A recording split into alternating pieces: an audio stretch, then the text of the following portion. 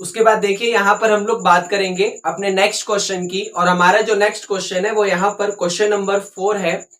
और ये जो क्वेश्चन नंबर 4 है इसकी स्टेटमेंट यहाँ पर कुछ इस तरीके से है कि the sum of the reciprocal of Rahman's age. एक रहमान नाम का लड़का है, आप क्या करते हैं, आप उसकी एज निकालते हैं और उसकी एज का सम करते हैं। मतलब यहाँ पे कहानी कुछ ऐसे है कि the sum of the reciprocal of Rahman's age 3 years ago and 5 years from now. मतलब आज से 3 साल पहले रहमान की जो भी एज थी आप उसे निकाल के उसका रेसिप्रोकल कर दो। आज से 5 साल बाद जो भी रहमान की एज आएगी आप उसे निकाल के उसका रेसिप्रोकल कर दो। तो जब उनके रेसिप्रोकल का आप सम करेंगे तो सम करने पर आपको 1/3 मिलेगा। कहानी समझ आई? जैसे समझिएगा, मान लीजिए आपके पास यहाँ पर एक रहमान नाम का लड़का है और उसकी एज आज के टाइम पे 10 साल है। मतलब रहमान की एज आज यहाँ पर 10 साल की है। तो क्वेश्चन वाले ने कहा है कि आप उसकी 3 साल पहले की एज निकालिए और 5 साल बाद की एज निकालिए, दोनों का रेसिप्रोकल करेंगे तो आपको यहाँ पर कुछ ना कुछ उसका सम मिल जाएगा जो उसने 1/3 कहा हुआ है। मतलब ऐसी कुछ कहानी कि मान लीजिए आज रहमान नाम का एक लड़का है और उसकी एज यहाँ पर आज के टाइम पे 10 साल की है। तो आज से 3 साल पहले, मतलब अगर आज के टाइम पे रहमान 10 साल का है तो आज से 3 साल पहले, जब बात पहले की हो रही है तो एज कम हो जाती है। अगर वो आज 10 साल का था तो आज से 3 साल पहले वो यहां पर 7 साल का हो जाएगा। वैसी ही कहानी उसने कहा हुआ है कि वो आज से 5 साल बाद, मतलब अगर आज वो 10 साल का है तो 5 साल बाद उसकी एज ज्यादा हो जाएगी। तो कितनी एज हो जाएगी? अगर वो आज 10 का है तो आज से 5 साल बाद वो यहाँ पर 15 साल का हो जाएगा। अब आपने क्या करा, आपने उसकी 3 साल पहले की, आपने उसकी 3 साल पहले की और 5 साल बाद की एज निकाल ली। आपने रहमान के 3 साल पहले की और 5 साल बाद की एज निकाल ली। अब दोनों का रेसिप्रोकल कर दो। मैं आपको थोड़ा सा याद दिलाना चाहूंगा, जैसे मान लीजिए एक नंबर है 2, तो अगर आप यहां पर 2 का रेसिप्रोकल करते हैं तो आपको 1/2 मिलता है। मान लीजिए एक नंबर है 9, अगर आप 9 का रेसिप्रोकल करते हैं तो आपको 1/9 मिलता है। वैसे ही यहां पर 3 साल पहले रहमान की एज 7 साल थी। तो अगर आप आज इसका रेसिप्रोकल करेंगे तो रेसिप्रोकल करने पर 7 का रेसिप्रोकल आ जाएगा 1/7। अगर 5 साल बाद उसकी एज 15 साल हो जाएगी तो आप अगर उस 15 साल का रेसिप्रोकल करेंगे, क्योंकि क्वेश्चन वाले ने रेसिप्रोकल के ऊपर कहानी कही हुई है, तो 15 साल का रेसिप्रोकल करेंगे तो आपके पास 1/15 आ जाएगा। अब 7 का रेसिप्रोकल 1/7, 15 का रेसिप्रोकल 1/15। और अगर आपने यहां पर इन दोनों का सम करा तो यहां पर तो कुछ भी जो भी उसने कहा है वो रिजल्ट आपके पास आ जाएगा। मतलब कहानी समझ आई? आपको अगर आज की एज पता चल गई तो आज की एज पता चलने के बाद आप उसमें से 3 साल पहले की एज निकाल लेंगे और 5 साल बाद की एज निकाल लेंगे। वो दोनों की दोनों एज को निकालने के बाद आप उनका रेसिप्रोकल कर देंगे। और क्वेश्चन नंबर 4 की कहानी के हिसाब से जब आप उनके रेसिप्रोकल का सम करोगे तो रिजल्ट आपको 1/3 मिलेगा। तो आपको बताना है कि आज रहमान की एज यहां पर कितनी है। अब सारी की सारी कहानी यहां पर क्वेश्चन में इस चीज के आसपास घूम रही है कि रहमान की एज है कितनी, क्योंकि आपको ये पता ही नहीं है रहमान की एज कितनी है। तो यही तो मैथमेटिक्स की खास बात होती है कि जो नहीं पता उसी का नाम दे दो। जैसे मुझे आज के टाइम पे ये नहीं पता कि रहमान की एज है कितनी, तो मैं यहां पर लेट कर लूंगा। क्वेश्चन नंबर 4 है, मैं यहां पर ये लेट कर लूंगा कि जो रहमान है, मैं ये लेट कर लूंगा कि जो रहमान है वो रहमान की एज आज के टाइम पे एक्स है। मतलब आज वो यहां पर एक्स साल का है। तो क्वेश्चन की कहानी के हिसाब से 3 साल पहले, तो जब 3 साल पहले की एज निकालनी है तो आज की एज में से 3 माइनस कर दो। मतलब अगर आज यहां पर रहमान एक्स साल का है तो 3 years बिफोर, 3 years बिफोर, 3 साल पहले वो यहां पर x-3 साल का हो जाएगा। और 5 साल बाद के लिए आज की एज में 5 को प्लस कर दो। भाई मेरे को क्वेश्चन में क्या पता था, मेरे को क्वेश्चन में ये पता नहीं था। क्वेश्चन में क्या पता नहीं था, मेरे को क्वेश्चन में ये नहीं पता था कि रहमान की एज है कितनी। तो मैंने क्या करा, मैंने रहमान की एज का नाम यहां पर एक्स दे दिया। अब क्वेश्चन वाले की जो कहानी है उसके हिसाब से मुझे 3 साल पहले काम करना है और 5 साल बाद में काम करना है। तो अगर मैंने आज के टाइम पे रहमान की एज का नाम एक्स दिया है तो आज से 3 साल पहले रहमान की जो एज है वो x-3 हो जाएगी और आज से 5 साल बाद रहमान की एज x+5 हो जाएगी। आज की एज में 5 प्लस कर दोगे तो रहमान की एज आ जाएगी 5 साल बाद की। तो अगर आज रहमान x साल का था तो आज से 3 साल पहले वो x-3 साल का हो जाएगा, क्योंकि पहले की बात हो रही है तो पहले की बात होने में एज कम होगी, कम होने का मतलब 3 साल कम होगी। तो किसमें से 3 साल कम होगी, आज की उसमें से। तो आज x थी तो आज से 3 साल पहले x-3।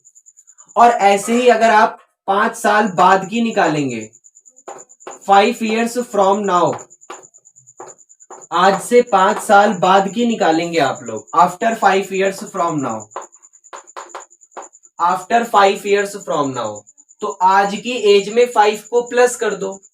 अब आज की एज कितनी थी उसकी यहां पर x, तो आप लोग क्या कर दो, इस x में 5 को प्लस कर दो, आपको उसके पास 5 साल बाद की एज भी आ गई। अब क्वेश्चन वाले की कहानी ऐसी थी कि the sum of reciprocal of Rahman's age, मतलब आपको क्या करना है, अगर आपके पास यहां पर इनकी 3 साल पुरानी एज और 5 साल बाद की एज आ चुकी है तो आप इनका रेसिप्रोकल निकाल लो। जैसे मैं आपको ये बता दूं कि x-3 का रेसिप्रोकल होगा 1/x-3, क्योंकि रेसिप्रोकल का मतलब क्या है, जो डिनोमिनेटर में है उसको न्यूमरेटर में भेज दो और जो न्यूमरेटर में है उसको डिनोमिनेटर में भेज दो। कहानी ऐसी थी, यहां x-3 ऊपर लिखा हुआ है न्यूमरेटर में, उसके नीचे कुछ नहीं लिखा। तो आपको पता है किसी के नीचे अगर कुछ नहीं लिखा इसका मतलब उसके नीचे 1 लिखा हुआ है। तो x-3/1 का रेसिप्रोकल, जब आप इसका रेसिप्रोकल करेंगे तो कहानी चेंज हो जाएगी, न्यूमरेटर का डिनोमिनेटर, डिनोमिनेटर का न्यूमरेटर। तो x-3/1 का न्यूमरेटर क्या हो गया, 1/x-3। वैसे ही x+5 का न्यूमरेटर अगर आप करना चाहेंगे तो डायरेक्ट आप लोग बता सकते हैं कि भाई x+5 का रेसिप्रोकल, x+5 का रेसिप्रोकल क्या होगा यहाँ पे, 1/x+5। ये कहानी समझ आई, x-3 का रेसिप्रोकल 1/x-3 और x+5 का रेसिप्रोकल 1/x+5। इसको रफ कर देते हैं। ओके, अब क्वेश्चन वाले की कहानी के हिसाब से आपने इनका रेसिप्रोकल भी कर दिया, तो अब रेसिप्रोकल का अगर आप सम करेंगे, सम मतलब अगर आप प्लस करेंगे तो आपको 1/3 मिलेगा। मतलब यहां पर कौन कौन रेसिप्रोकल है, एक तो ये वाला पोर्शन और एक ये वाला पोर्शन। तो आप इन दोनों का सम करिए और सम करने के बाद आपको 1/3 मिलेगा। ये क्वेश्चन वाले की कहानी है। मतलब आप क्या करिए, 1/x-3 करिए, उसके बाद प्लस 1/x+5 करिए। आप ये दोनों काम करो, ये दोनों काम करने के बाद रिजल्ट में आपको 1/3 मिल जाएगा।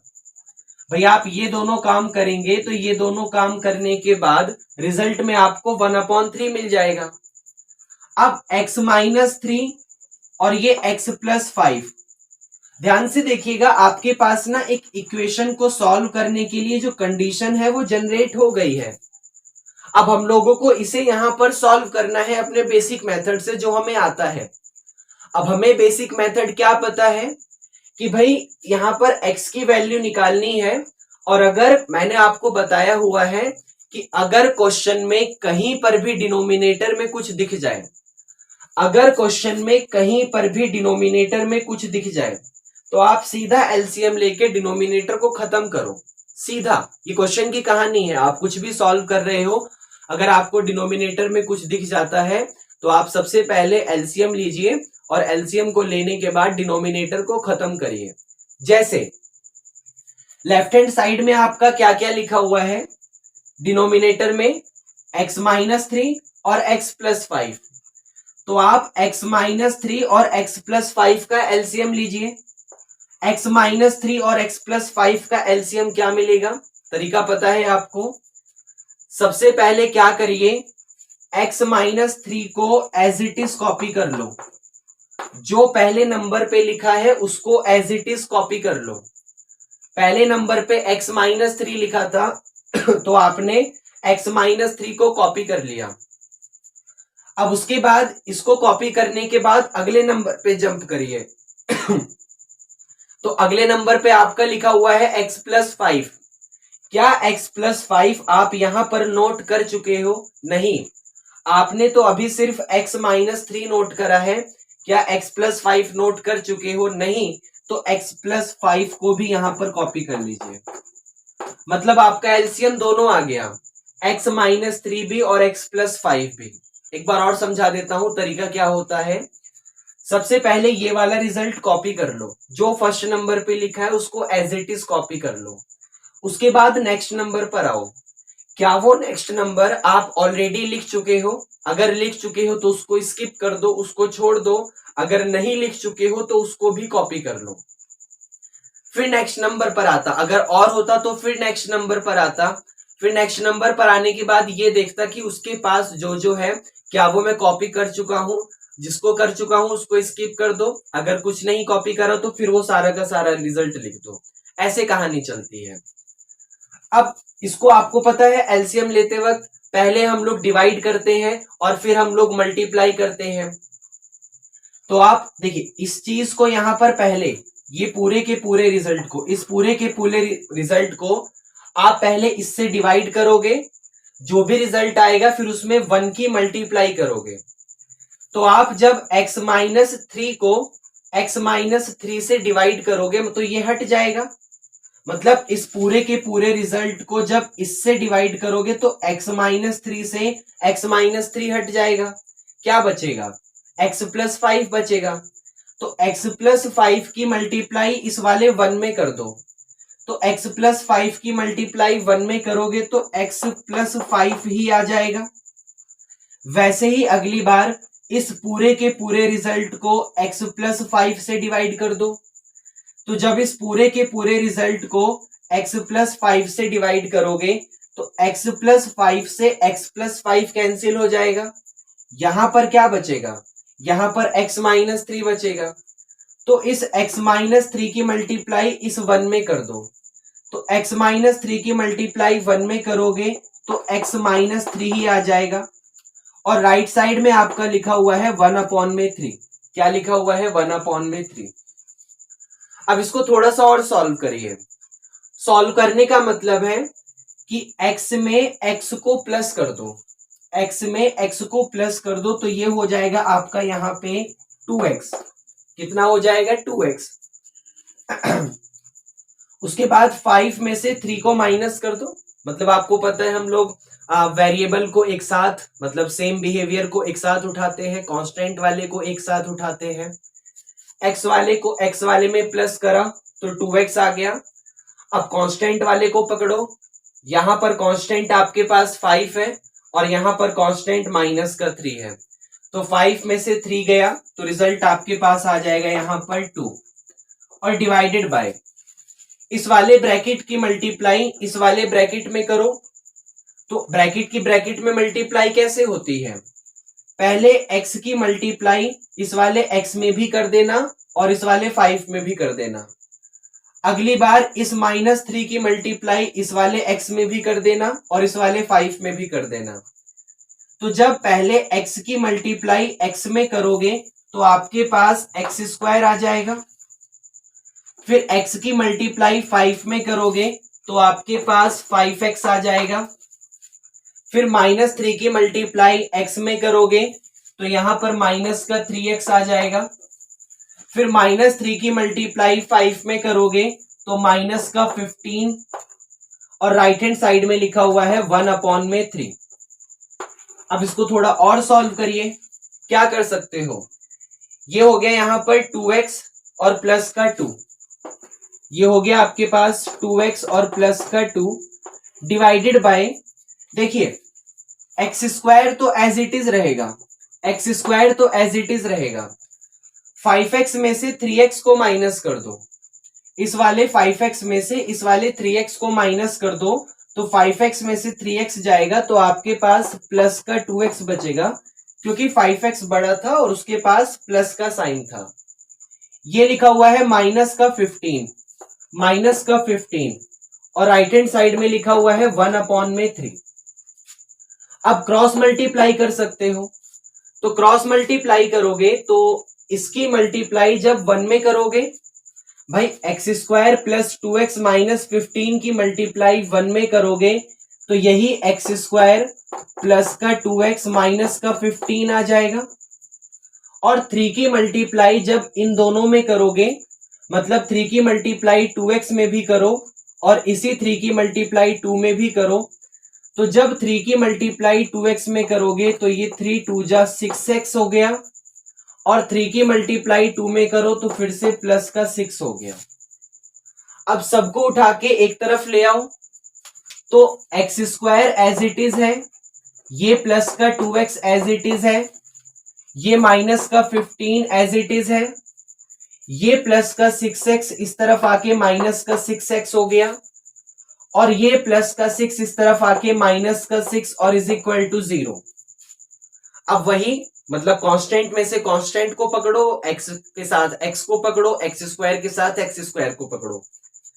जैसे यहां पर एक्स स्क्वायर अकेला है तो उसको एज इट इज कॉपी कर लो, ये लिखा हुआ है प्लस का 2x और ये लिखा हुआ है माइनस का 6x, तो 2x में से जब 6x जाएगा तो 2 में से 6 गया तो माइनस का 4x बचेगा, माइनस का 4x बचेगा।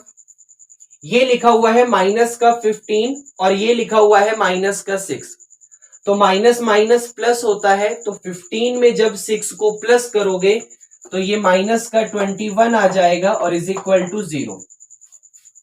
अब आपके पास यहां पर इक्वेशन तैयार है, इसके फैक्टर करने हैं, तो इसको यहां लिखते हैं। इक्वेशन क्या है हमारे सामने, एक्स स्क्वायर माइनस का 4x माइनस का 21 इज इक्वल टू 0, ये हमारे पास यहां पर इक्वेशन है। अच्छा, इसको सॉल्व करना है तो सॉल्व करने के लिए हमारे पास 3 ऑप्शन है। हम या तो फैक्टराइजेशन मेथड का यूज कर सकते हैं, या तो कंप्लीटिंग स्क्वायर वाला तरीका यूज कर सकते हैं, या फिर क्वाड्रेटिक फॉर्मूला वाला। और मेरे हिसाब से यहां पर फैक्टराइजेशन बहुत इजी पड़ेगा, क्योंकि देखो फैक्टराइजेशन का तरीका पता है, पहले कांस्टेंट की मल्टीप्लाई करो एक्स स्क्वायर के कोफिशिएंट में, फिर जो भी रिजल्ट आएगा उसके फैक्टर करो, फिर उसके कॉम्बिनेशन से कुछ ऐसा बनाओ ताकि प्लस माइनस करने पर ये आ जाए। ओके, तो पहले क्या करना है, कांस्टेंट की मल्टीप्लाई एक्स स्क्वायर के कोफिशिएंट में। यहां पर कांस्टेंट हमारे पास 21 है, तो इस 21 की मल्टीप्लाई एक्स स्क्वायर का कोफिशिएंट जो 1 लिखा है उसमें करो, तो 21 की मल्टीप्लाई 1 में करोगे तो 21 ही आ जाएगा, 21 ही आ जाएगा। अब 21 के जब फैक्टर करोगे तो इसके फैक्टर होते हैं 3 7 जा 21 और 7 1 जा 7। अब मुझे एक बात बताओ, क्या 3 और 7 के कॉम्बिनेशन से कुछ आप ऐसा बता सकते हो ताकि 4 आ जाए प्लस या माइनस करने पर? क्या 3 और 7 को प्लस या माइनस करने पर 4 आ जाएगा? हाँ, बहुत ही इजीली आ जाएगा। देखो 7 की अगर 3 में मल्टीप्लाई करोगे तो 21 आ जाएगा, लेकिन 7 में से 3 माइनस करने पर ये बीच वाला 4 आ जाएगा। मतलब जिन दो नंबरों का हम यूज करने वाले हैं वो दोनों नंबर कौन कौन से हैं, एक तो 7 और एक यहां पर 3। तो तरीका पता है, पहले एक्स स्क्वायर वाले रिजल्ट को एज इट इज लिख लो, कांस्टेंट वाले रिजल्ट को एज इट इज लिख लो, उसके बाद यहां पर जो साइन है, जैसे यहां पर माइनस का साइन है तो उसको भी एज इट इज लिख लो। अब ये सोचना है आपको कि 3 और 7 में बड़ा कौन है। 3 और 7 में बड़ा 7 है तो पहले 7 लिखो, लेकिन बीच में लिखते वक्त हमें x लगाना पड़ता है, तो यहां पर 7x लिख दो। अब कहानी में ट्विस्ट ये आता है यहां पर कि यहां ना माइनस का 7 लिखा हुआ है, तो जब 7 का यूज हो गया तो बचा कौन है हमारे पास, ये वाला 3। तो आप इस माइनस के 7 में, इस माइनस के 7 में इस बचे हुए 3 को प्लस करोगे, या इसी माइनस के 7 में बचे हुए 3 को माइनस करोगे ताकि 4 आ जाए। तो अगर आपने प्लस करा तो माइनस प्लस माइनस होता है और 7 में से 3 गया तो 4 आ जाएगा, लेकिन अगर आपने माइनस करा तो माइनस माइनस प्लस हो जाएगा और 7 और 3 आपके पास 10 हो जाएगा। लेकिन हमें तो 4 चाहिए था, तो 4 चाहिए के लिए हम लोग क्या करेंगे, 3 को प्लस करेंगे, तो इसका मतलब हम यहां पर लिख देंगे प्लस का 3x। अब क्या करना है, अब स्टार्टिंग के दोनों में से कॉमन लो और लास्ट के दोनों में से कॉमन लो। तो जब आप स्टार्टिंग के दोनों में से कॉमन लोगे तो क्या कॉमन दिख रहा है, एक्स स्क्वायर, और 7x में क्या सेम टू सेम दिख रहा है, x, तो x कॉमन ले लो। अच्छा, एक्स स्क्वायर में से x कॉमन ले लिया तो अकेला x बचा, वैसे ही 7x में से x कॉमन ले लिया तो आपके पास 7 बचा। फिर 3x माइनस का 21 था, अब 3x और 21 में कुछ ऐसा कॉमन लेना है ताकि यही सेम टू सेम ब्रैकेट आ जाए। तो तरीका क्या था कि भाई यहां x के पास 3 लिखा हुआ है और यहां x के पास 1 लिखा हुआ है, क्योंकि कुछ नहीं लिखा तो उसको 1 मान के चलते हैं। अब 3x माइनस 21 में जो यहां 3x लिखा था उसको किसी तरीके से 3 को 1 बनाना है, तो 3 में से क्या कॉमन लूं ताकि 1 बन जाए। कॉमन लेने का मतलब होता है डिवाइड करना, इसका मतलब 3 में से ऐसा क्या, 3 को किससे डिवाइड करूं ताकि 1 बन जाए, तो 3 को जब 3 से डिवाइड करोगे तभी 1 आएगा, इसका मतलब 3x में से 3 वाला ही कॉमन लेना पड़ेगा। तो ये जो लास्ट के दोनों पोर्शन थे इसमें से 3 कॉमन ले लो, तो आपके पास 3x में से 3 कॉमन आ गया तो x बचा, और 21 में से 3 कॉमन आ गया तो 3 7 जा 21 होता है, इसलिए 7 बचा और इज इक्वल टू 0।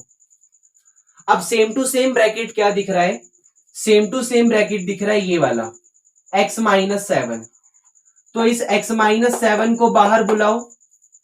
इसके अलावा क्या क्या बचा, ब्रैकेट के अलावा क्या क्या बचा, यहां पर x दिख रहा है और यहां पर प्लस का 3 दिख रहा है, तो ब्रैकेट के अलावा हमारे पास x प्लस 3 बचा और इज इक्वल टू 0। अब आपको पता है अगर किसी दो ब्रैकेट की प्रोडक्ट 0 है तो इसका मतलब या तो ये वाला फर्स्ट वाला ब्रैकेट 0 होगा या तो सेकंड वाला ब्रैकेट 0 होगा। तो अगर हमारे पास x माइनस 7 0 हुआ तो माइनस 7 उधर जाके प्लस का 7 हो जाएगा, और अगर हमारे पास ये वाला x प्लस का 3 0 हुआ तो प्लस का 3 उधर जाके आपके पास माइनस का 3 हो जाएगा। अब हमारे पास x की वैल्यू आ गई है 7 और माइनस का 3। अब थोड़ा सा सोचो, हम लोगों ने x का नाम क्या दिया था, मतलब x किसका नाम था, रहमान की एज का, तो रहमान की एज या तो 7 साल है या तो -3 साल है।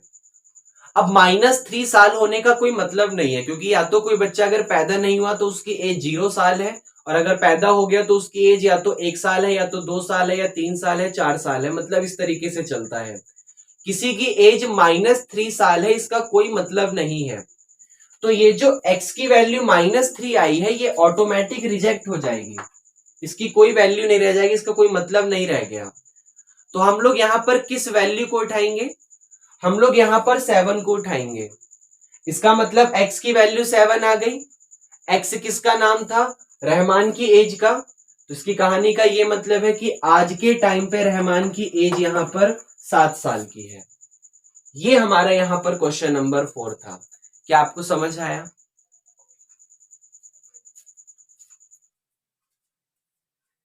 उसके बाद बात करेंगे यहां पर क्वेश्चन नंबर 5 की, और क्वेश्चन नंबर 5 है हमारा इन ए क्लास टेस्ट, मतलब आपके पास एक टेस्ट हो रहा है क्लास में, जहां पर द सम ऑफ सैफालीज मार्क, मतलब एक सैफाली नाम की लड़की है, अगर आप उसके मार्क्स का सम करते हैं इन मैथमेटिक्स एंड इंग्लिश, मतलब उसने दो टेस्ट यहां पर या दो टेस्ट यहां पर दिए हैं, एक मैथ का और एक इंग्लिश का, अगर आप उसका सम करते हैं उसके नंबर का, तो रिजल्ट आपको 30 मिल जाएगा। Had she got 2 marks in mathematics, two marks more in mathematics and 3 marks less in English, the products of their marks would have been 210। Question की कहानी में ये दिया हुआ है कि आपके पास ना यहाँ पर एक टेस्ट हो रहा है और यहाँ पर उस टेस्ट में एक सैफाली नाम की लड़की है, जिसमें अगर आप उसके मैथ और इंग्लिश का मार्क्स जो भी उसका आया, उसके नंबर मैथ और इंग्लिश में जो भी आए, अगर आप उस नंबर का सम करते हैं तो रिजल्ट आपको 30 मिल गया। अगर वहां पर उसको मैथ में 2 नंबर ज्यादा मिलते and 3 marks less in English, और इंग्लिश में 3 नंबर कम मिलते हैं, मतलब उसके आज जो भी नंबर आए हैं, अभी जो भी नंबर आए हैं, अगर आप लोग क्या करो, वहां पर जो भी नंबर आए हैं उसके मैथ में 2 नंबर बढ़ा दो और इंग्लिश में 3 नंबर कम कर दोगे, तो अगर आप उसकी प्रोडक्ट करने जाओगे तो रिजल्ट आपको 210 मिल जाएगा। तो फाइंड हर मार्क्स, तो आपको बताना है कि उसके कितने मार्क्स हैं उन दोनों सब्जेक्ट में, उसके कितने नंबर हैं। क्वेश्चन की कहानी ऐसे है, समझिएगा ध्यान से। मान लीजिए यहां पर आपके पास एक टेस्ट में ना 2 सब्जेक्ट को चूज करा गया है, एक मैथ और एक इंग्लिश। एक यहां पर मैथ है और एक आपके पास यहां पर इंग्लिश है। कहानी में यह है कि उसके मैथ और इंग्लिश दोनों में मिला के 30 नंबर आए हैं, दोनों में मिला के 30 नंबर आए हैं। भाई सैफाली के मैथ और इंग्लिश दोनों में मिला के 30 नंबर आए हैं। अब ये 30 का कॉम्बिनेशन कुछ भी हो सकता है। मान लो उसके मैथ में 5 नंबर आए होंगे तो इंग्लिश में 25 नंबर आ जाएंगे।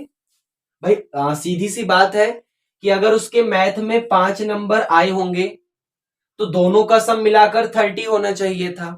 तो अब 5 में किसको प्लस करूं ताकि 30 आ जाए, तो 25 को। कैसे पता चला? 30 में से 5 माइनस कर दो, पता चल जाएगा इंग्लिश में कितने नंबर है। मान लो उसके मैथ में यहां पर 10 नंबर आए होंगे तो इंग्लिश में कितने आएंगे, तो टोटल 30 चाहिए। अगर मैथ में 10 नंबर है तो इंग्लिश में कितने होंगे, कैसे पता चलेगा? भाई 30 में से 10 माइनस कर दो, पता चल जाएगा उसके 20 नंबर इंग्लिश में आए हुए हैं। मान लो उसके 25 नंबर यहां पर या 23 नंबर यहां पर मैथ में आ गए, तो इंग्लिश में कितने आए होंगे, कैसे पता चलेगा? 30 में से 23 माइनस कर दो, पता चल जाएगा इंग्लिश में कितने नंबर है, 7 नंबर आए हुए हैं। मतलब सारी की सारी कहानी किस चीज के आसपास घूम रही है? सारी की सारी कहानी इस चीज के आसपास घूम रही है कि आप किसी तरीके से ये पता लगा लो कि उसके मैथ में कितने नंबर हैं। मैं 30 में से उस नंबर को माइनस करके ये बता दूंगा कि उसके इंग्लिश में कितने नंबर है। जैसे समझना, मैंने यहां पर ये मान के चला कि उसके मैथ में 5 नंबर हैं, तो 30 में से 5 को माइनस करके ऑटोमेटिक इंग्लिश का रिजल्ट भी आ गया। अगर मैं ये मान के चल रहा हूं कि उसके मैथ में 10 नंबर हैं, तो 30 में से 10 को माइनस करने पर ऑटोमेटिक इंग्लिश का रिजल्ट भी आ गया। अगर ये मान के चलूंगा कि भाई उसके मैथ में 23 नंबर है, तो 30 में से 23 माइनस करने पर ऑटोमेटिक इंग्लिश का रिजल्ट भी आ गया। अगर आपको मैथ का नंबर नहीं लेट करना तो इंग्लिश का लेट कर लो। भाई किसी ना किसी एक सब्जेक्ट का नंबर तो लेट करना पड़ेगा। आप या तो मैथ का नंबर लेट कर लो या इंग्लिश का नंबर लेट करो। हम मैथ पढ़ रहे हैं तो एक काम करते हैं, ये जो हमारा क्वेश्चन नंबर 5 है, इस क्वेश्चन नंबर 5 में हम लोग यहां पर ये लेट कर लेते हैं कि भाई उसके जो मैथ है, उस मैथ में उसके यहां पर एक्स नंबर आए हैं। मैथ में कितने नंबर आए हैं, एक्स। अब वो एक्स क्या है वो मुझे नहीं पता, लेकिन एक्स नंबर उसके मैथ में आए हैं। तो अगर आपको मैथ का रिजल्ट पता चल गया और इंग्लिश का रिजल्ट निकालना है, तो टोटल में से मैथ वाला ऑप्शन माइनस, मतलब मैथ वाला पोर्शन को माइनस कर दो। भाई 5 थे, 30 में से माइनस करा 25 आ गया। अगर 10 थे तो 30 में से माइनस करा 20 आ गया। अगर 23 है तो 30 में से माइनस करा 7 आ गया। अगर 27 है तो 30 में से माइनस करा 3 आ गया। तो मैथ का नंबर अगर आपने यहां पर लेट कर लिया तो 30 में से उसको माइनस कर दो, इंग्लिश का रिजल्ट पता चल जाएगा। तो अगर वैसे ही आपने यहां पर ये लेट कर लिया कि भाई उसके मैथ में एक्स नंबर है, तो कॉमन सी बात आ गई कि भाई इंग्लिश वाला रिजल्ट कैसे आएगा, कैसे पता चलेगा इंग्लिश में कितने नंबर है। 30 में से माइनस कर दो, भाई मैथ में एक्स नंबर है तो इंग्लिश के लिए 30 में से एक्स को क्या कर दो, 30 में से एक्स को माइनस कर दो। कहानी समझ आई। अब उसके बाद क्वेश्चन वाले ने कहा था had she got 2 marks more in mathematics, उसको मैथ में अगर 2 नंबर ज्यादा मिलते हैं, सोचो अभी मैथ में उसको एक्स नंबर मिले हैं, अगर 2 नंबर ज्यादा मिलते हैं तो भाई प्लस होगा, कॉमन सी बात है। अभी मैथ में 5 नंबर है, 2 नंबर ज्यादा मिल गए तो 7 नंबर आ गए। 7 कैसे आया, 5 में 2 को प्लस कर दिया। अगर अभी मैथ में 2 नंबर है, 10 नंबर है और 2 नंबर ज्यादा मिल गए तो 12 नंबर आ गए। वो 12 कैसे आया, 10 में प्लस कर दिया। अगर अभी मैथ में 23 नंबर है और 2 नंबर ज्यादा आ गए तो 25 नंबर आ गए। कहानी समझ आ रही है। तो वैसे ही अगर अभी उसके मैथ में एक्स नंबर है, अभी आपने ये लेट करा है कि उसके मैथ में एक्स नंबर है, तो 2 नंबर ज्यादा मिलने के बाद उसके मैथ में यहां पर x प्लस 2 हो जाएगा। x की वैल्यू जो भी हो उसमें 2 को प्लस कर दो, मैथ का रिजल्ट आ जाएगा। और वैसे ही इंग्लिश में 3 नंबर कम आए हैं उसके, इंग्लिश में 3 नंबर कम आए हैं, तो कम आने का मतलब 3 माइनस कर दो। जैसे अगर इंग्लिश में यहां 25 नंबर आए हैं और 3 माइनस कर दोगे तो 22 आ गए उसके। अब अगर इंग्लिश में पहले 20 नंबर आए हैं और अब 3 माइनस कर दोगे तो 17 नंबर आ चुके हैं। तो वैसे ही कहानी यहां पर है, अगर मैथ में 2 नंबर ज्यादा थे तो अपने रिजल्ट में 2 को प्लस कर दिया। अगर इंग्लिश में 3 नंबर कम होंगे तो अपने रिजल्ट में 3 को क्या करो, अपने रिजल्ट में 3 को माइनस कर दो। मतलब ये जो हमारा इंग्लिश वाला पोर्शन है, क्या है इंग्लिश वाला पोर्शन, 30 माइनस एक्स। इस 30 माइनस एक्स में से किसको माइनस कर दो, कितने नंबर कम हो गए इंग्लिश में, इंग्लिश में 3 नंबर कम हो गए, तो 30 माइनस एक्स में से 3 को माइनस कर दो। ये कहानी समझ आई। अब देखो एक्स पे तो कोई फर्क नहीं पड़ेगा, लेकिन जब 30 में से 3 माइनस करोगे, भाई एक्स पे कोई फर्क नहीं पड़ेगा, लेकिन जब 30 में से 3 माइनस करोगे तो इसका मतलब उसके अब इंग्लिश में कितने नंबर आए हैं, 30 में से 3 माइनस कर दो 27, बाद वाला माइनस का x एज इट इज। ये भी समझ आया। इंग्लिश में कितने नंबर थे, 30 में से 3 माइनस कर दिया तो 27 माइनस x उसके अब इंग्लिश में है। अब इन दोनों का मल्टीप्लीकेशन, मतलब जब 2 नंबर ज्यादा आए, जब 3 नंबर कम आए, तो उन दोनों का मल्टीप्लीकेशन 210 है। पहले वाला जो रिजल्ट दिया था उसका मल्टीप्लीकेशन नहीं। जब आपने उसकी कहानी में 2 नंबर बढ़ा दिए, इंग्लिश की कहानी में 3 नंबर माइनस कर दिए, तो अब ये करने के बाद उसका मल्टीप्लीकेशन 210 आएगा। इसका मतलब ये जो आपके सामने मैथ और इंग्लिश का प्रोडक्ट है वो 210 की इक्वल है। तो मैथ की वैल्यू यहां पर x प्लस 2 है और इंग्लिश की वैल्यू यहां पर 27 माइनस एक्स है। तो x प्लस 2 और 27 माइनस एक्स का जब आप प्रोडक्ट करोगे, जब आप मल्टीप्लाई करोगे तो आपको 210 मिल जाएगा। कितना मिल जाएगा, 210। अब मल्टीप्लाई पता है कैसे करते हैं, पहले x की मल्टीप्लाई इन दोनों जगह, फिर अगली बार इस वाले 2 की मल्टीप्लाई इन दोनों जगह। तो पहले x की मल्टीप्लाई 27 में करोगे तो 27x आ जाएगा। फिर x की मल्टीप्लाई माइनस x में करोगे तो माइनस का x स्क्वायर आ जाएगा। फिर 2 की मल्टीप्लाई 27 में करोगे तो आपके पास 54 आ जाएगा। फिर 2 की मल्टीप्लाई माइनस x में करोगे तो आपके पास माइनस का 2x आ जाएगा। और वहां 210 आपका एज इट इज लिखा हुआ है, उस पर फर्क भी नहीं पड़ेगा।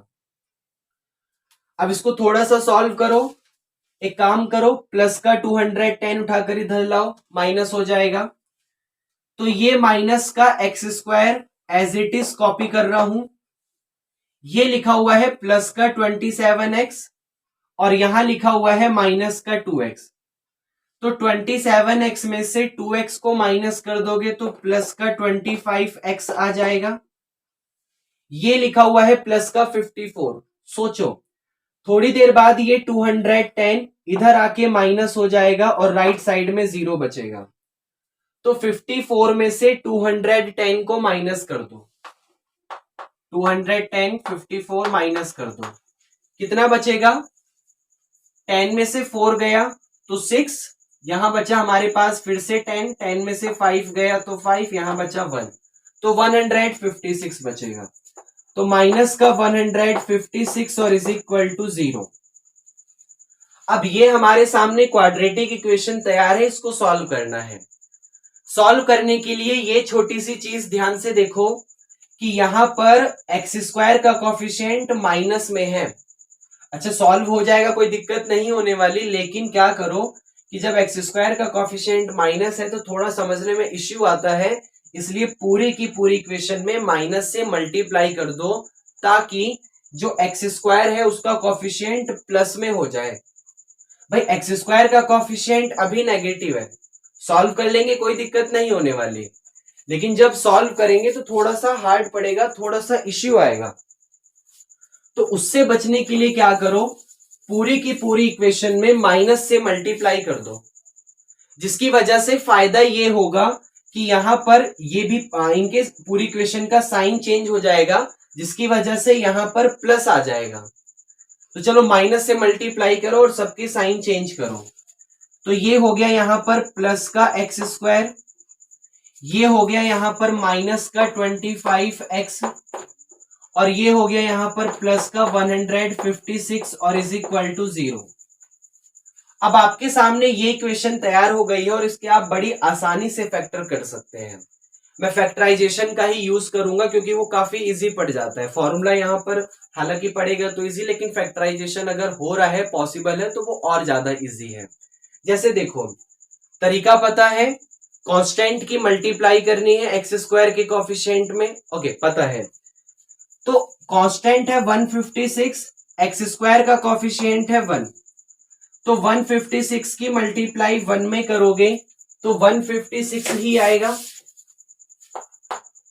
अब 156 के फैक्टर करो तो ये किससे कैंसिल होगा, इसको 2 से उड़ाओ तो ये हो जाएगा 2 7 जा 14, 2 8 जा 16, फिर इसको 2 से उड़ाओ, ये हो जाएगा 2 3 जा 6, 2 9 जा 18, फिर 3 से हो जाएगा 13, फिर 13 1 जा 13, ये आपके पास आ गया।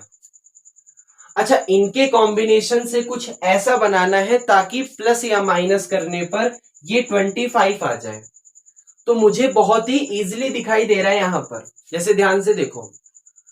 अच्छा, पहले क्योंकि आपको स्टार्टिंग में तो पता नहीं है, आपकी अगर प्रैक्टिस अब काफी अच्छी, हम लोग 4.3 पर आ चुके हैं, तो अगर आपकी प्रैक्टिस हो चुकी है तो अच्छी बात है। अगर आप लोग अभी भी बिगनर्स हैं तो थोड़ा सा समझो।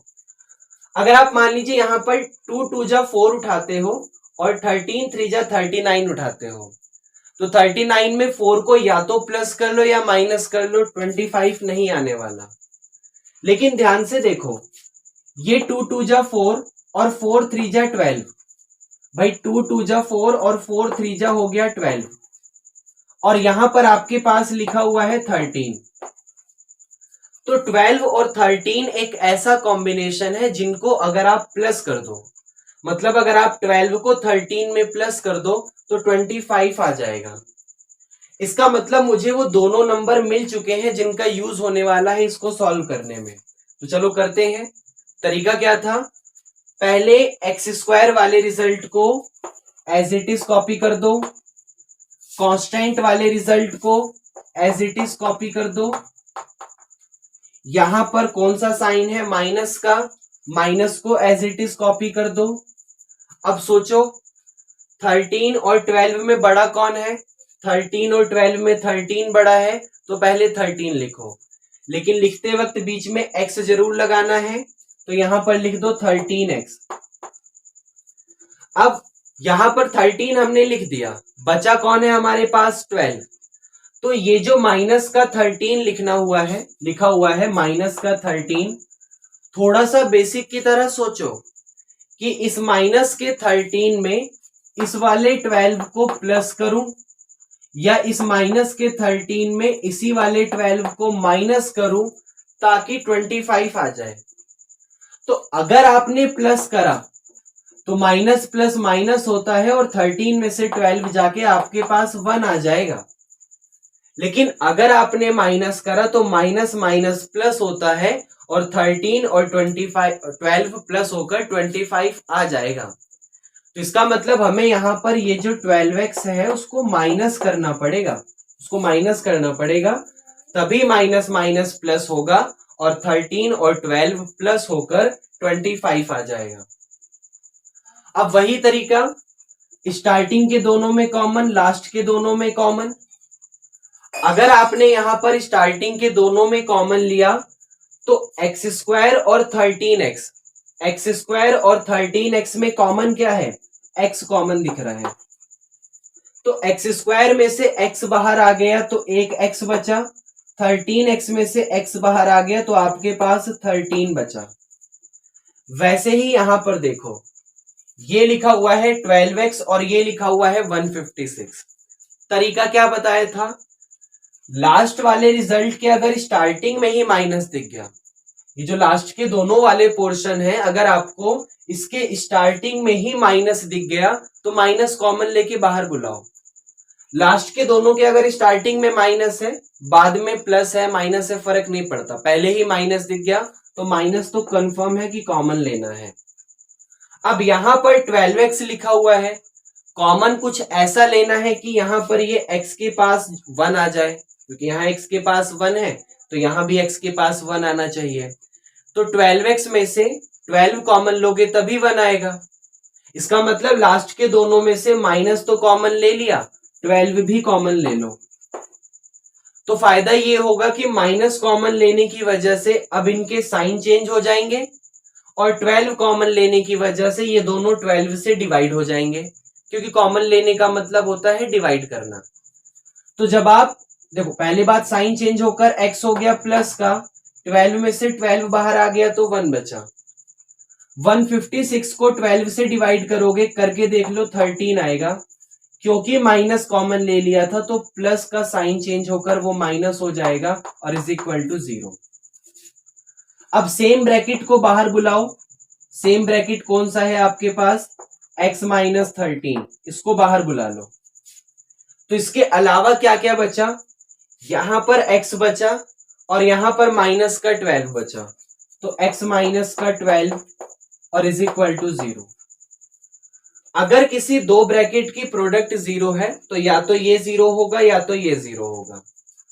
अगर x माइनस 13 0 हुआ तो माइनस 13 उधर जाके प्लस 13 हो जाएगा, और अगर x माइनस 12 0 हुआ तो माइनस 12 उधर जाके प्लस 12 हो जाएगा। मतलब यहां पर हमारे पास जो x की वैल्यू है वो या तो 13 है या तो 12 है, दोनों ही हो सकती है। x नाम हमने दिया था मैथ का, मतलब हमारे पास मैथ की वैल्यू अगर 13 है, अगर मैथ की वैल्यू 13 है तो इंग्लिश की वैल्यू 30 माइनस 13 डेट मीन्स 17। अगर मैथ की वैल्यू हमारे पास यहां पर 12 है तो इंग्लिश की वैल्यू 30 माइनस 12 डेट मीन्स 18। मतलब दोनों में से कुछ भी हो सकता है, या तो मैथ में उसके 13 नंबर है और इंग्लिश में 17 नंबर है, या फिर मैथ में उसके 12 नंबर है और इंग्लिश में यहां पर 18 नंबर है। दोनों में से कोई भी एक केस यहां पर हो सकता है। तो ये आपके सामने यहां पर क्वेश्चन नंबर 5 था। उसके बाद बात करेंगे यहां पर क्वेश्चन नंबर 6 की, और क्वेश्चन नंबर 6 ना थोड़ा सा अच्छा है तो उसको ध्यान से समझिएगा।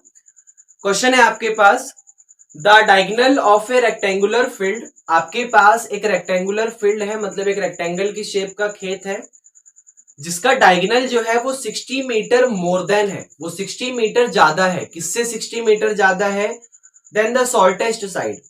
आपको पता है रेक्टेंगल में एक ना एक साइड शॉर्टर होगी, एक ना एक साइड लॉन्गर होगी, अगर दोनों ही इक्वल हो जाती तो वो स्क्वायर बन जाता। तो वहां पर उस रेक्टेंगल का जो डायगोनल है वो 60 मीटर ज्यादा है उसकी शॉर्टर साइड से, इफ द लॉन्गर साइड उसकी जो लॉन्गर वाली साइड है वो 30 मीटर ज्यादा है उसकी शॉर्टर साइड से, तो find the side of the field. तो आप बताइए कि फील्ड जो है वो खेत जो है उसकी साइड क्या होगी। अब पूरी की पूरी क्वेश्चन में सिर्फ दो कहानी आपके सामने दी हुई है। पहली कहानी यह है कि उसका डायगोनल 60 मीटर ज्यादा है शॉर्टर साइड से। दूसरी कहानी यह है कि उसकी जो लॉन्गर साइड है वो 30 मीटर ज्यादा है शॉर्टर साइड से। मतलब दोनों की दोनों कहानी में एक चीज कॉमन आ गई। पहली कहानी में डायगोनल 60 ज्यादा था शॉर्टर से और दूसरी कहानी में लॉन्गर 30 ज्यादा थी शॉर्टर से। तो दोनों की दोनों कहानी में मुझे एक चीज कॉमन दिखाई दे रहा है और वो कॉमन चीज दिखाई दे रही है शॉर्टर वाली साइड। इसको ऐसे समझिएगा कि मान लीजिए आपके पास यहां पर ये एक रेक्टेंगल है, यहां पर आपके पास मान लीजिएगा ये एक रेक्टेंगल है। अच्छा, मैं ये मान के आपको, ये तो कॉमन सेंस की बात है, ये मैं मान के चलता हूं कि आपको ये दिख रहा है कि भाई जो ये वाली साइड है वो शॉर्टर है और जो ये वाली साइड है वो लॉन्गर है। अच्छा, किसी बच्चे के मन में आया होगा डायग्राम ऐसे भी तो बन सकता था, तो भाई फिर ये वाली साइड शॉर्टर हो जाती और ये वाली साइड लॉन्गर हो जाती, तो उसमें कंफ्यूज नहीं होना। अच्छा, तो सारी की सारी कहानी में कॉमन क्या था हमारे पास, शॉर्टर साइड। मतलब अगर मुझे किसी तरीके से शॉर्टर मिल जाता है तो मैं कहानी को आगे बढ़ा सकता हूं, क्योंकि डायगोनल 60 ज्यादा था शॉर्टर से, लॉन्गर 30 ज्यादा था शॉर्टर से, दोनों कहानी शॉर्टर पे डिपेंड थी और शॉर्टर भी नहीं पता। और जब शॉर्टर भी नहीं पता तो ये तो आपको समझ आ गया कि अब मैं यहां पर क्या करने वाला हूं, मैं यहां पर शॉर्टर का नाम देने वाला हूं। ये जो शॉर्टर साइड है इसको मैं यहां पर लेट करने वाला हूं एक्स। मैंने यहां पर शॉर्टर साइड को, ये शॉर्टर साइड है तो इसको मैंने यहां पर एक्स लेट कर लिया, तो ये भी ऑटोमेटिक एक्स हो जाएगा। कहानी समझ आई। अब आपके सामने शॉर्टर साइड का नाम एक्स दिया है, तो इसकी लॉन्गर वाली साइड, पहले सेकंड वाली लाइन पढ़ा रहा हूं, इसकी लॉन्गर वाली साइड 30 ज्यादा है उसकी शॉर्टर वाली साइड से। मतलब अगर शॉर्टर वाली साइड 50 है तो लॉन्गर वाली साइड 80 हो जाएगी, 80। अगर शॉर्टर वाली साइड 10 है तो लॉन्गर वाली साइड 40 हो जाएगी। अगर शॉर्टर वाली साइड 5 है तो लॉन्गर वाली साइड 35 हो जाएगी। मतलब आपके पास जो भी शॉर्टर वाली साइड दी हुई है उस शॉर्टर वाली साइड में 30 प्लस कर दो, 30 को क्या कर दो, प्लस कर दो, क्योंकि वो मोर देन कह रहा है और मोर देन कहने का मतलब है वो आपसे ज्यादा की बात कर रहा है, और जहां ज्यादा की बात होती है वहां आप प्लस करते हैं। इसका मतलब अगर आपको शॉर्टर साइड के बारे में नॉलेज है तो उस शॉर्टर साइड में 30 को प्लस कर दो, आपके पास लॉन्गर वाली साइड आ जाएगी। तो अगर अभी हमारे पास शॉर्टर वाली साइड x है तो आप क्या करो, इस x में 30 को प्लस कर दो, इस x में 30 को प्लस कर दो, आपके पास लॉन्गर वाली साइड आ जाएगी। तो कहानी समझ आई। उसकी शॉर्टर साइड x है और लॉन्गर साइड x प्लस 30 है। लेकिन सबसे इंपॉर्टेंट बात, क्या आपको ये पता है कि रेक्टेंगल के जितने भी कॉर्नर होते हैं वो सारे के सारे 90 डिग्री पे कट होते हैं। रेक्टेंगल में कॉर्नर एंगल 90 डिग्री के होते हैं। मतलब ये वाला कॉर्नर भी 90, ये वाला कॉर्नर भी 90, ये वाला कॉर्नर भी 90 और ये भी 90। मुझे कहानी में लाना है डायगोनल को। डायगोनल का मतलब जो उसके अपोजिट वर्टिसेस होते हैं उनको एक लाइन के साथ ज्वाइन करवाना है। जैसे वहां से लेकर वहां तक एक डायगोनल डाला तो उसको लाइन से ज्वाइन करो तो उसको डायगोनल कहते हैं। मतलब यहां पर मुझे एक ऐसे लाइन ड्रॉ करनी पड़ेगी, तो ये वाली लाइन मेरे पास यहां पर डायगोनल आ गई, जिसकी वजह से ये पूरा का पूरा रेक्टेंगल दो पार्ट्स में डिवाइड हो गया। ये पूरा का पूरा रेक्टेंगल दो पार्ट्स में डिवाइड हो गया, एक तो इधर वाला पार्ट और एक उधर वाला पार्ट। दोनों में से किसी भी एक पार्ट को उठा लो अपने बेनिफिशियरी के हिसाब से। मान लो मैं इधर वाले पार्ट को उठाता हूं, तो मैं इधर वाले पार्ट को उठाऊंगा तो मेरी शेप अब कुछ ऐसी आ जाएगी, कुछ ऐसी शेप आ गई। फायदा ये होगा कि आपको यहां पर ये कॉर्नर एंगल 90 पता है, ये वाली साइड x पता है और ये वाली साइड x प्लस 30 पता है। अगर मैं आपसे ये पूछूं कि क्या ये मुझे एक ट्रायंगल की शेप का दिखाई दे रहा है, तो हाँ, ये मुझे यहाँ पर एक ट्रायंगल की शेप का दिखाई दे रहा है। और ट्रायंगल में भी ये किसी एक स्पेशल टाइप का ट्रायंगल है। ये यहाँ पर एक राइट एंगल ट्रायंगल टाइप, मतलब राइट एंगल ट्रायंगल है, क्योंकि इसका एक एंगल यहाँ पर 90 डिग्री है। और आपको पता है अगर किसी ट्रायंगल का एक एंगल 90 डिग्री है तो उसको राइट एंगल ट्रायंगल कहते हैं। और राइट एंगल ट्रायंगल में पाइथागोरस थ्योरम अप्लाई होती है। क्या होती है Pythagoras theorem? Perpendicular square plus base square is equal to hypotenuse square, ये अप्लाई होता है। मतलब perpendicular square plus base square is equal to hypotenuse square. मैं आपको थोड़ा सा यहां पर ये बताना चाहूंगा कि यहां पर जो परपेंडिकुलर है वो आपके पास ये सॉल्टर वाली साइड है, यहां पर जो बेस है वो आपके पास ये लॉन्गर वाली साइड है, और यहां पर जो हाइपोटेनियस है ये वाला, वो यहां पर डायगोनल का काम कर रहा है, ये वाला डायगोनल। तो इसका मतलब अगर हमें डायगोनल निकालना है, क्योंकि देखो सॉल्टर साइड पता है, लॉन्गर साइड पता है, डायगोनल नहीं पता ना, परपेंडिकुलर और बेस पता है, हाइपोटेनियस नहीं पता, तो इसका मतलब हाइपोटेनियस की वैल्यू निकालनी है।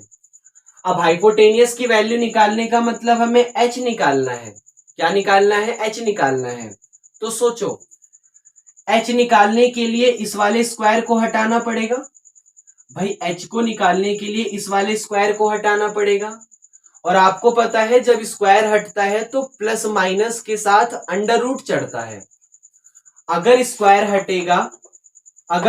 हटेगा तो इस पे प्लस माइनस के साथ अंडर रूट चढ़ेगा, प्लस माइनस के साथ अंडर रूट चढ़ेगा। लेकिन ये जो हाइपोटेनियस है वो यहां पर कोई ना कोई डिस्टेंस है, छोटी सी डिस्टेंस होगी लेकिन कोई ना कोई डिस्टेंस है, और डिस्टेंस आपके पास कभी नेगेटिव में नहीं होती। इसका मतलब हम यहां पर माइनस को ऑटोमेटिक रिजेक्ट कर देंगे, प्लस को लिखने का कोई मतलब नहीं होता, क्योंकि कहां पर कुछ नहीं लिखा उसका मतलब वहां प्लस ही लिखा हुआ है। तो आपके पास स्क्वायर हटाया तो सीधा under root of perpendicular square plus base square, ये करने पर हाइपोटेनियस मिल जाएगा। इनडायरेक्टली हाइपोटेनियस का नाम था हमारे पास डायगोनल। हाइपोटेनियस का क्या नाम था हमारे पास? डायगोनल। और डायगोनल तब मिलेगा जब आप अंडर रूट के अंदर perpendicular square plus base square करोगे। परपेंडिकुलर की जगह ये एक्स लिखा हुआ है तो एक्स का स्क्वायर कर दो, प्लस बेस की जगह ये एक्स प्लस 30 लिखा हुआ है तो एक्स प्लस 30 का स्क्वायर कर दो।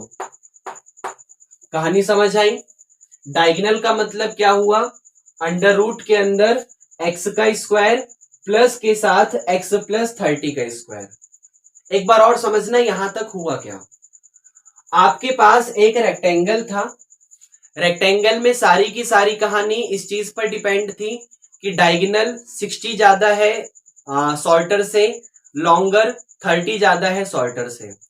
तो ये जो दूसरी वाली कहानी है कि लॉन्गर 30 ज्यादा है शॉर्टेस्ट से, मैंने सिर्फ इसको यूज करा है, अब तक सिर्फ इसको यूज करा है और इतना सारा काम हो गया।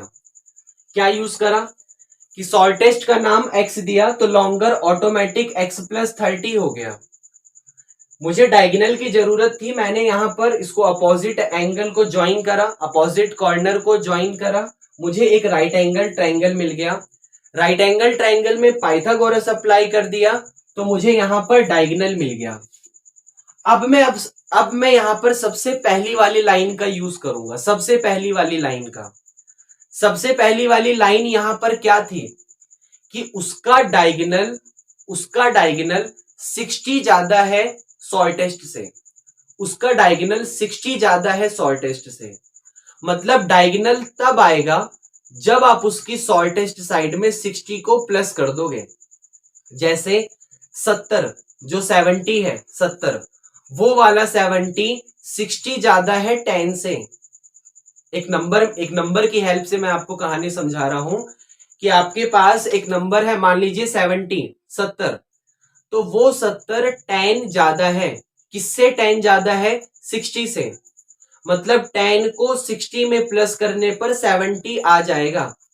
तो वैसी ही कहानी यहां पर है कि उसका डायगोनल 60 ज्यादा है शॉर्टेस्ट वाली साइड से, मतलब शॉर्टेस्ट वाली साइड में 60 को प्लस करने पर डायगोनल आ जाएगा। तो आपके पास ये वाला डायगोनल, ये जो डायगोनल लिखा हुआ है एक्स स्क्वायर के साथ एक्स प्लस 30 का होल स्क्वायर, ये कब आएगा? जब आप उसकी शॉर्टेस्ट साइड मतलब एक्स में 60 को प्लस कर दोगे। ये पहले वाली लाइन की कहानी है। अब कंडीशन आपके पास जनरेट हो गई है, इसको किसी तरीके से सॉल्व करो, एक्स की वैल्यू फाइंड करो, आपका आंसर आ जाएगा। अच्छा, सॉल्व करने के लिए मुझे यहां पर ये अंडर रूट दिखाई दे रहा है, ये वाला अंडर रूट मुझे यहां पर दिखाई दे रहा है। तो अंडर रूट तो तब हटता है जब आप स्क्वायर करते हो, मतलब ये फंडा तो यहां पर क्लियर है कि भाई इस अंडर रूट को हटाने के लिए आपको दोनों तरफ यहां भी और यहां भी स्क्वायर करना पड़ेगा, क्योंकि ऐसा नहीं हो सकता आप एक तरफ स्क्वायर कर दे दूसरी तरफ कुछ ना करें। अंडर रूट हटाना है तो आपको दोनों तरफ स्क्वायर करना पड़ेगा। जब यहां पर स्क्वायर करोगे और यहां भी स्क्वायर करोगे तो फायदा ये होगा कि यहां स्क्वायर से अंडर रूट कट जाएगा। जो सबसे मेन अंडर रूट हमें दिक्कत कर रहा था वो अंडर रूट हमारे पास अब हट जाएगा। क्या क्या बचेगा? ये वाला एक्स स्क्वायर बचेगा, ये वाला एक्स स्क्वायर बचेगा, उसके अलावा ये वाला एक्स प्लस 30 का होल स्क्वायर बचेगा, और वहां पर हमारे पास बचेगा एक्स प्लस 60 का होल स्क्वायर। अब यहां पर a प्लस बी के होल स्क्वायर का फॉर्मूला खोलो और यहां भी a प्लस बी के होल स्क्वायर का फॉर्मूला खोलो, तो ये हो गया आपके पास यहां पर एक्स स्क्वायर के साथ ये लिखा हुआ है एक्स प्लस 30। तो a की जगह x का यूज करो और b की जगह 30 का यूज करो। तो पहले a का स्क्वायर होता है और a मतलब x लिखा हुआ है, तो पहले x का स्क्वायर कर दो। फिर b का स्क्वायर होता है, b की जगह 30 लिखा हुआ है तो 30 का स्क्वायर करो, और 30 का स्क्वायर कितना होता है? 900। फिर 2ab होता है, 2ab मतलब 32 जा 60 और पीछे से लगा हुआ है x। वही कहानी यहां पर यूज करो, a प्लस बी का होल स्क्वायर, a की जगह x लिखा हुआ है और b की जगह 60 लिखा हुआ है, तो x प्लस 60 का होल स्क्वायर के लिए पहले a का स्क्वायर होता है, a की जगह x लिखा हुआ है तो x का स्क्वायर। फिर प्लस के साथ b का स्क्वायर होता है, b की जगह 60 लिखा हुआ है तो 60 का स्क्वायर कितना होता है? 3600। फिर प्लस का 2ab होता है और 2ab मतलब 62 जा 120x। ये हमारे पास यहां पर इक्वेशन है। डायग्राम को रफ करेंगे।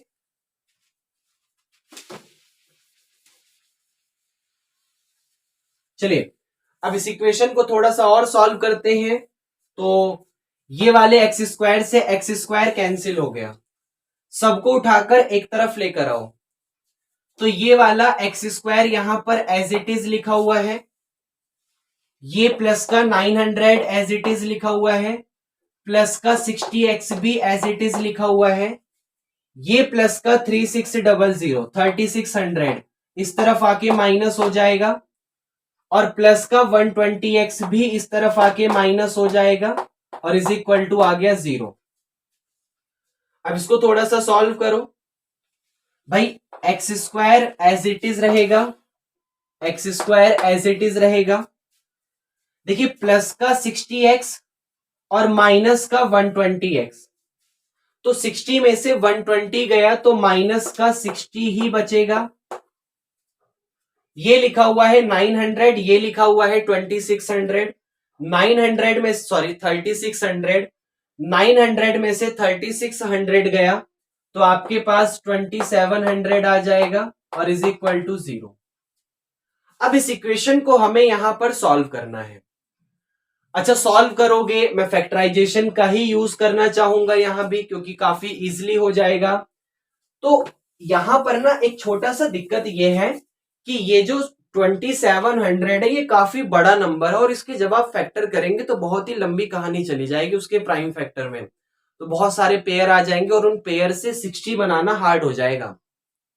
तो थोड़ी सी चालाकी करो, आपके लिए बिल्कुल नया है, ध्यान से समझना। यहां पर 6 के बाद कितने जीरो है? 1। और यहां पर कितने जीरो है? डबल। ये नया है, ढंग से समझना। यहां पर 1 जीरो है और यहां पर डबल जीरो है। तो क्वेश्चन की कहानी ऐसे चलती है कि बीच में से आप जितने जीरो हटाओगे उतने ही जीरो आपको सब उसके डबल जीरो आपको पीछे से हटाने हैं। मतलब अगर यहां से 2 जीरो हटाना चाहते हो तो यहां से 4 जीरो हटाने पड़ेंगे। अगर यहां से ये 1 जीरो हटाते हो तो यहां से 2 जीरो हटाने पड़ेंगे। बाद में आगे चल के बीच वाला जीरो अपने मन से लगा दूंगा, 1 जीरो। मतलब आगे चल के बीच जो भी मेरा आंसर आएगा उसमें बीच में जितने जीरो हैं वो मैं अपने मन से लगा दूंगा, समझना। मैं यहां पर क्वेश्चन को आसान करने के लिए बीच में से 1 जीरो को हटाता हूं, तो पीछे से मुझे यहां पर 2 जीरो को हटाना पड़ेगा और मेरे पास इक्वेशन आ जाएगी एक्स स्क्वायर माइनस का 6x माइनस का 27 इज इक्वल टू 0। ढंग से समझना, पूरा नया है। इसके फैक्टर करो। फैक्टर में अब आपको डायरेक्ट बता रहा हूं भाई कि 27 के ऐसे फैक्टर करने हैं ताकि प्लस या माइनस करने पर 6 आ जाए। तो वो फैक्टर है 9 और 3, क्योंकि 9 3 जा 27 होता है और 9 में से 3 गया तो 6 आ जाएगा। अब मुझे उम्मीद है कि आप फैक्टर डायरेक्ट कर सकते हो, तो ये तो डायरेक्ट करते हैं। तो वो नंबर है हमारे पास 9 और 3, चलिए याद रखेंगे हम लोग। तो x square as it is copy करो, बाद वाला -27 एज इट इज कॉपी करो, ये वाला minus as it is copy करो। 9 और 3 में 9 बड़ा था तो यहां पर -9x। -9 में 3 को प्लस करोगे तभी माइनस का 6 आएगा। अब स्टार्टिंग के 2 में कॉमन, लास्ट के 2 में कॉमन, तो एक्स स्क्वायर और 9x में से x कॉमन लोगे तो x -9 आ जाएगा। 3x -27 में से 3 कॉमन लेना पड़ेगा तभी x -9 आएगा और इज इक्वल टू 0। भाई यहां से नीचे तो आसान है, यहां से नीचे। अब same to same bracket x -9 दिख रहा है, इस x -9 के अलावा x और प्लस का 3 बचा और इज इक्वल टू 0। अगर x दो ब्रैकेट की प्रोडक्ट 0 है तो या तो ये 0 या तो ये 0। अगर x -9 0 हुआ तो -9 उधर आके +9 हो जाएगा, और अगर x +3 0 हुआ तो प्लस का 3 उधर आके आपके पास माइनस का 3 हो जाएगा। अच्छा, हम लोग यहां पर साइड की बात कर रहे थे, डिस्टेंस की बात कर रहे थे। डिस्टेंस कभी नेगेटिव में तो होती नहीं तो -3 ऑटोमेटिक रिजेक्ट हो गया। तो x की वैल्यू 9 एक्सेप्टेबल है, लेकिन 9 आंसर नहीं है। आंसर आपके पास देखो, बीच में से कितने जीरो हटाए थे? बीच में से हमने यहां पर 1 जीरो हटाया था, तो उसकी उधारी वापस चुकानी पड़ेगी। अगर आपने यहां से 1 जीरो को हटाया था तो उसकी वैल्यू वापस रखनी पड़ेगी। जितने जीरो बीच में से हटाए हैं उसको वापस उसको देना पड़ेगा। तो अगर 1 जीरो हटाया है तो यहां पर 1 जीरो लगाओ भी। इसका मतलब आपके पास x की वैल्यू कितनी आ गई? आपके पास x की वैल्यू 90 आ गई। आपको मैं थोड़ा सा याद दिला दूं, हमारे पास रेक्टेंगल कुछ इस शेप का था जहां पर उसकी शॉर्टेस्ट साइड x थी और लार्जर साइड x +30 थी। तो शॉर्टेस्ट साइड x है और x का मतलब 90 है, तो ये वाली साइड 90 आ गई और लार्जर साइड हमारे पास 90 + 30 डेट मीन्स 120 आ गई। तो ये हमारे पास यहां पर उसकी साइड थी, शॉर्टेस्ट साइड 90 और लार्जर साइड 120। ये आपके लिए काफी अच्छा था।